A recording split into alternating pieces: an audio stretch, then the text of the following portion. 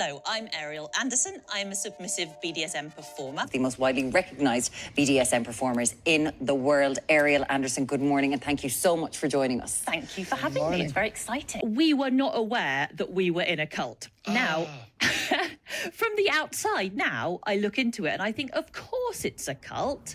It's a religion with a whole load of extra rules, and you can't leave easily. If you leave, there are consequences. So to me, that seems very much like a cult. I mean, we thought we were the one true religion and everything else was either satanic or it was a cult. Yeah, we had no knowledge that we were actually trapped in a cult ourselves. I did come from a religious background. My parents were Jehovah's Witnesses.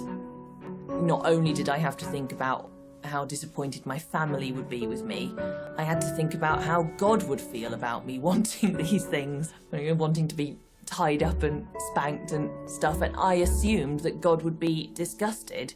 And not only would God be disgusted, he already was disgusted because he already knew what was in my head, which is a horrible thought.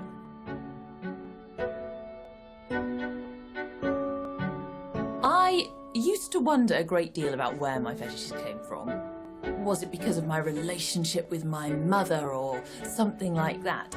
And then I came to the conclusion that probably I was just born this way, and this is what my sexuality is, just like some people are born straight or born gay.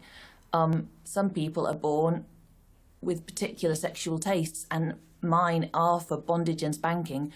And so instead of wondering why, I decided to just enjoy it. Just as I discovered I was kinky in a very sudden way, I discovered I wasn't alone in a very sudden way.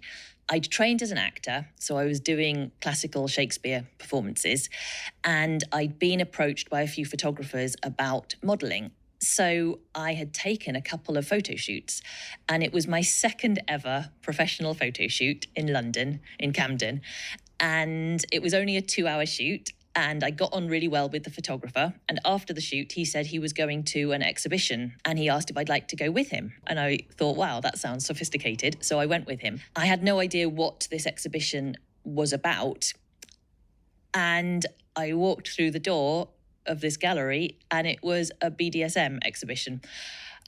And so on one side of that door, I'd been all alone in the world with my sexuality as far as I knew. And on the other side of that door, I saw representations of my sexual identity all over the walls, and